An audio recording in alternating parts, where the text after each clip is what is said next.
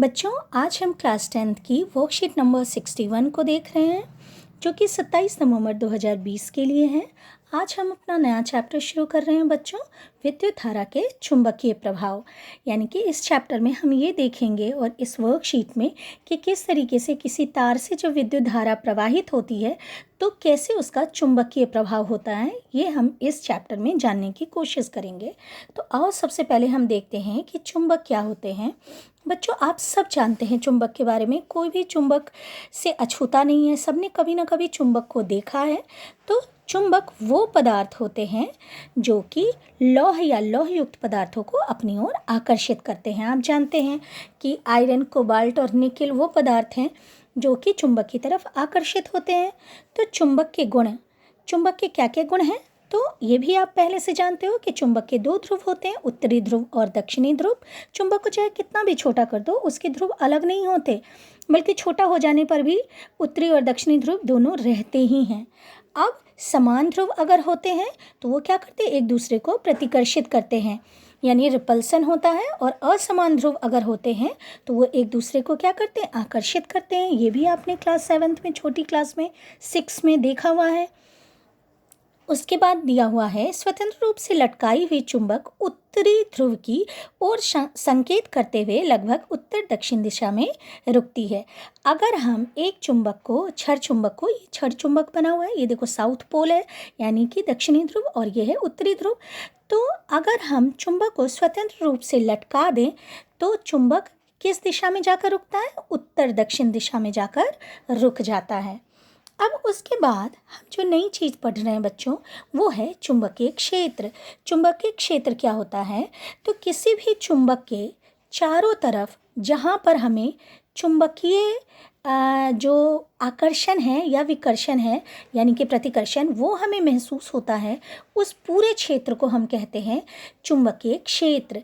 यानी वह क्षेत्र जहाँ चुंबक पर बल जो लग रहा है, यानी आकर्षण या प्रतिकर्षण, वो बल हमें महसूस हो, उस पूरे क्षेत्र को हम कहते हैं चुंबकीय क्षेत्र।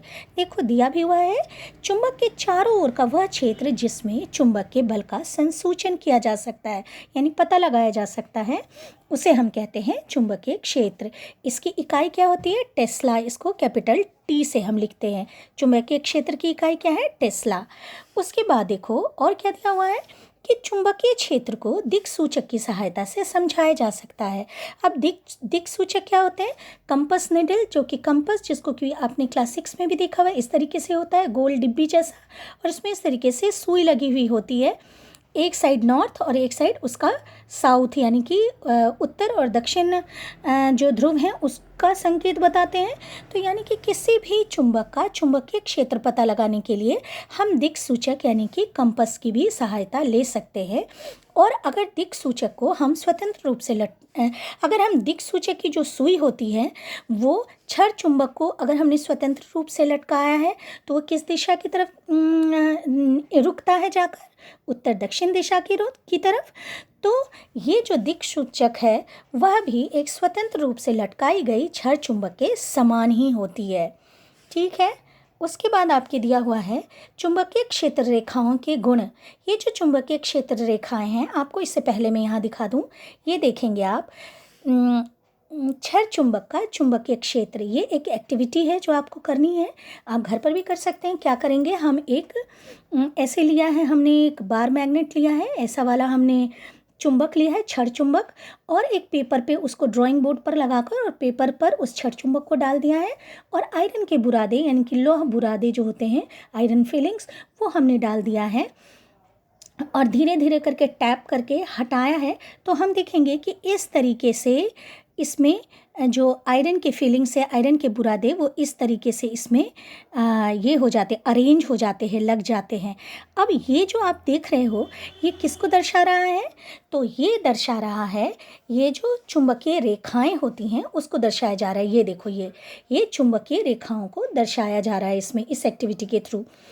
अब यहाँ आप देखेंगे कि किस तरीके से ये जो छड़ चुंबक होता है, छड़ चुंबक जो यहाँ देखो, ये छड़ चुंबक आपके बना हुआ है, ये साउथ है और ये नॉर्थ है ध्रुव। अब क्या होता है, जो चुंबकीय रेखाएं होती हैं वो नॉर्थ पोल से यानी कि उत्तरी ध्रुव से निकलती हुई और दक्षिणी ध्रुव के अंदर जाती हुई प्रतीत होती है। इस तरीके से होता है, यानी कि चुंबकीय रेखाओं की दिशा कहाँ कहाँ से कहाँ होती है, नॉर्थ से साउथ की तरफ होती है। आप देखेंगे ये सारे एरोज़ को, तो नॉर्थ से निकलती हैं वो और साउथ में जाकर अंदर घुस जाती हैं, अंदर चली जाती हैं। तो ऐसा होता है। आओ इसको यहाँ देखते हैं। और दिया हुआ है चुंबकीय क्षेत्र रेखाओं के गुण। तो क्या क्या है, तो चुंबकीय क्षेत्र रेखाएं उत्तरी ध्रुव से प्रकट होती हैं या निकलती हैं और दक्षिणी ध्रुव पर जाकर विलीन हो जाती है, यानी दक्षिणी ध्रुव के अंदर चली जाती हैं। ये क्षेत्र रेखाएं क्या होती हैं, बंद वक्र होती हैं। अभी हमने देखा था किस तरीके से है, ये अगर नॉर्थ है ये साउथ है, तो यहाँ से निकल कर वो क्या हो रही है, ऐसे हो रही हैं। और ये क्या है, वक्र है, यानी कि ऐसे वलयाकार है। और ये क्या है, नॉर्थ से निकलकर और साउथ के अंदर विलीन हो रही हैं। प्रबल चुंबकीय क्षेत्र में रेखाएं अपेक्षाकृत अधिक निकट होती हैं, यानी कि जब ज़्यादा चुंबकीय क्षेत्र बहुत ज़्यादा प्रबल है, बहुत ज़्यादा है, तो उसमें जो चुंबकीय क्षेत्र रेखाएं होंगी वो क्या होंगी, पास पास होंगी। ये चुंबकीय क्षेत्र रेखाएं क्या होंगी, पास पास होंगी। इधर की तरफ आप ऐसे दिखाएंगे एरो, नॉर्थ से साउथ की तरफ ऐसे पास होती हैं। अब एक और आपको देखना है कि दो क्षेत्र रेखाएं कभी भी एक दूसरे को प्रतिच्छेद नहीं करती, यानी कि कभी भी एक दूसरे को काटती नहीं है। ऐसा क्यों नहीं होता, ऐसा क्यों नहीं काटती वो, क्योंकि अगर वो काटेंगी, अगर वो प्रतिच्छेद करेंगी, इसका मतलब है कि उस बिंदु पर दिक् सूचक को रखने पर उसकी सुई दो दिशाओं की ओर संकेत करेगी। जैसे कि मान लो, देखो ऐसे है, ये है हमारा क्या, एक छड़ चुंबक, ये नॉर्थ है ये साउथ है। अगर हमने इस तरीके से दिखाया है एक, और दूसरा इसी को प्रतिच्छेद करता हुआ इस तरीके से आ रहा है, एक की दिशा ये एक की दिशा ये, तो इस बिंदु पर जहाँ प्रतिच्छेद हुआ है यहाँ पर क्या है दिशा, एक तो दिशा ये हो गई और दूसरी दिशा ये हो गई। तो एक ही बिंदु पे दो दिशा का होना संभव नहीं है चुंबकीय क्षेत्र रेखाओं का। तो इसीलिए ये जो चुंबकीय क्षेत्र रेखाएं होती हैं वो कभी भी एक दूसरे को प्रतिच्छेदित नहीं करती हैं, ध्यान रखेंगे आप। और उसके बाद और दिया हुआ है, चुंबक के भीतर चुंबकीय क्षेत्र रेखाओं की दिशा उसके दक्षिणी ध्रुव से उत्तरी ध्रुव की ओर होती है। अब चुंबक के अंदर कैसा होता है, इधर से साउथ से नॉर्थ की तरफ होता है, दक्षिणी ध्रुव से उत्तरी ध्रुव की तरफ होता है। और ये सीधी सीधी रेखाएं होती हैं, समानांतर रेखाएं होती हैं। अब है यहाँ और दिखाया हुआ है, बताया हुआ है कि चुंबकीय क्षेत्र की प्रबलता को क्षेत्र रेखाओं की निकटता के कोटि से दर्शाया जाता है, यानी कि क्षेत्रीय चुंबकीय क्षेत्र रेखाएं जितनी निकट होंगी चुंबकीय क्षेत्र उतना ही प्रबल होगा, उतना ही ज़्यादा होगा। अब आपके यहाँ दिया हुआ है दक्षिण हस्त अंगुष्ठ नियम। इस नियम को हम जो है हमारा, जब हम देख रहे हैं विद्युत धारा के चुंबकीय प्रभाव, तो इसको जानने के लिए हमें दक्षिण हस्त अंगुष्ठ नियम को जानना ज़रूरी है। अब दक्षिण हस्त अंगुष्ठ नियम क्या कहता है, हम अपने दाहिने हाथ को अगर हम जो हमारा अंगूठा है उसको नीचे निकाल कर, और अगर हम अपने हाथ को मोड़ें, दाहिने हाथ को मोड़ें, तो जो अंगूठे की दिशा जिधर की तरफ है वो दिखाता है किसको, विद्युत धारा को प्रदर्शित करता है। और अंगुली को हमने जिस दिशा में मोड़ा है वो उंगलियों की जो दिशा है वो चुंबकीय क्षेत्र रेखाओं को प्रदर्शित करता है। अब देखो यहाँ अच्छे से आप देखें कि यहाँ दिया हुआ है कि कल्पना कीजिए कि आप अपने दाहिने हाथ में विद्युत धारावाही चालक को इस प्रकार पकड़े हुए हैं कि आपका अंगूठा विद्युत धारा की दिशा को संकेत करता है। अगर मान लो हमने अपने दाहिने हाथ से इस तरीके से पकड़ा है कि हमारा अंगूठा कहाँ है, नीचे की तरफ है, तो ये जो अंगूठा जिधर की तरफ है जिस दिशा में, वो किसको दर्शा रहा है, विद्युत धारा को। किसको दर्शा रहा है, विद्युत धारा की दिशा को दर्शा रहा है। तो आपकी उंगलियां चालक के चारों ओर चुंबकीय क्षेत्र की क्षेत्र रेखाओं की दिशा में लिपटी होंगी। अगर मान लो हमारे दाहिने हाथ की हमारा दाहिना हाथ जो है वो नीचे की तरफ है, अंगूठा नीचे की तरफ है, तो उंगलियां कैसे मुड़ेंगी हमारी, इस तरीके से मुड़ेंगे हम। तो उंगलियों की मुड़ने की जो दिशा है वो किसको दर्शा रहा है, चुंबकीय क्षेत्र की क्षेत्र रेखाओं को, चुंबकीय क्षेत्र रेखाओं को दर्शा रहा है। आप इस पिक को ध्यान से देखें, किस दिशा में है ये, क्लॉकवाइज है। क्लॉकवाइज यानी घड़ी जिस दिशा में चलती है उस दिशा में है ये। तो इसी नियम को हम कहते हैं दक्षिण हस्त अंगुष्ठ नियम।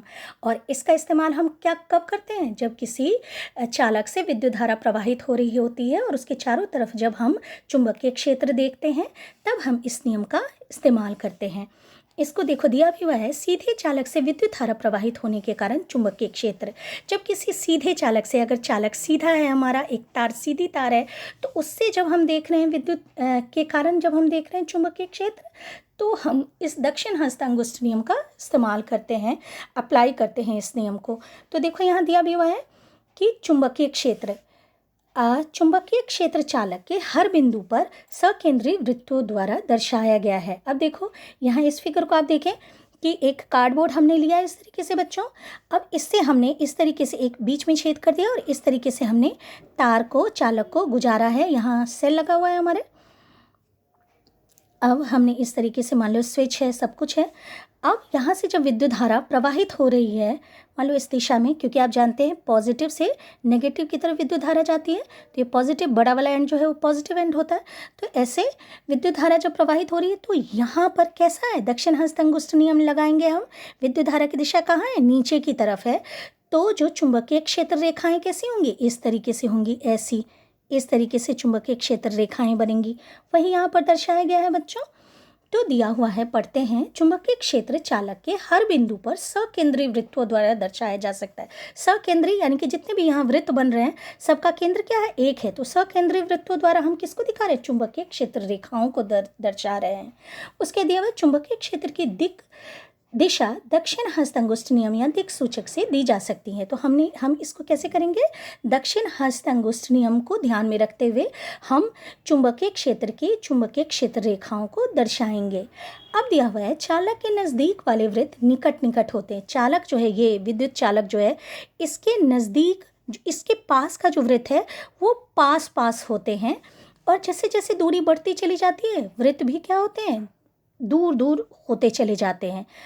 अब यहाँ हमें क्या इससे पता चल रहा है कि जो चुंबकीय क्षेत्र होते हैं वो समानुपाती होते हैं धारा की शक्ति के। यानी चालक में जितनी अधिक विद्युत धारा प्रवाहित होगी, चुंबकीय क्षेत्र उतना ज़्यादा प्रबल होगा, उतना ज़्यादा अधिक होगा। और दूसरा होता है, चुंबकीय क्षेत्र जो है वो व्युत्क्रमानुपाती होते हैं चालक से दूरी के। यानी कि चालक से जैसे जैसे दूरी बढ़ती चली जाएगी, इस विद्युत चालक से जैसे जैसे दूरी बढ़ती चली जाएगी, चुंबकीय क्षेत्र क्या होता चला जाएगा, कम होता चला जाएगा। तो आओ बच्चों हम क्वेश्चंस को करते हैं। पहला क्वेश्चन है, चुंबकीय क्षेत्र को परिभाषित कीजिए, किसी छड़ चुंबक के चारों ओर क्षेत्र रेखाएं चित्रित कीजिए। तो देखो बच्चों, चुंबकीय क्षेत्र क्या होता है, तो चुंबक के चारों ओर का वह क्षेत्र जिसमें चुंबक के बल का संसूचन किया जा सकता है। तो ये होगा क्वेश्चन नंबर 1, और ये फिगर भी आपको ड्रॉ करना पड़ेगा। तो ये दोनों क्या हो गया, क्वेश्चन नंबर 1 हो गया। उसके बाद क्वेश्चन नंबर 2 क्या कह रहा है, चुंबकीय क्षेत्र रेखाओं के गुण लिखिए। तो बेटे ये चुंबकीय क्षेत्र रेखाओं के ये 6 गुण आपके दिए हुए हैं, यहाँ से लेकर यहाँ तक ये सारे गुण आपको लिखने पड़ेंगे, और ये एग्जामिनेशन पॉइंट ऑफ व्यू से बहुत इंपॉर्टेंट है। तो याद रखेंगे आप इसको। ये क्वेश्चन नंबर 2 हो गया आपके बेटे। उसके बाद थर्ड क्वेश्चन है, दो चुंबकीय क्षेत्र रेखाएं एक दूसरे को प्रतिच्छेदित क्यों नहीं करती हैं। तो यहाँ से आप फोर्थ में आपके यहाँ देखो लिखा हुआ है, फोर्थ पॉइंट में, कि दो क्षेत्र रेखाएं कहीं भी एक दूसरे को कभी भी प्रतिच्छेदित नहीं करती हैं। क्यों नहीं करती, वो यहाँ से यहाँ तक आपके समझाया भी है मैंने। तो ये क्वेश्चन नंबर 3 का आंसर हो गया। क्वेश्चन नंबर 4 है, दक्षिण हस्त अंगुष्ठ नियम क्या है। तो ये है आपका दक्षिण हस्त अंगुष्ठ नियम। ये आप पूरा लिखेंगे, यहाँ से लेकर यहाँ तक, ये फिगर भी आप ड्रॉ करेंगे। तो ये हो गया क्वेश्चन नंबर 4 का आंसर। उसके बाद बच्चों क्वेश्चन 5 क्या कह रहा है, क्वेश्चन 5 कह रहा है, सीधे धारावाही चालक के चुंबकीय क्षेत्र की रेखाओं के पैटर्न को दर्शाओ। तो आपको ये वाला जो है ये फिगर आपको ड्रॉ करना पड़ेगा। तो ये क्वेश्चन 5 का आंसर हो गया। इस तरीके से बच्चों आज की वर्कशीट आपकी खत्म होती है।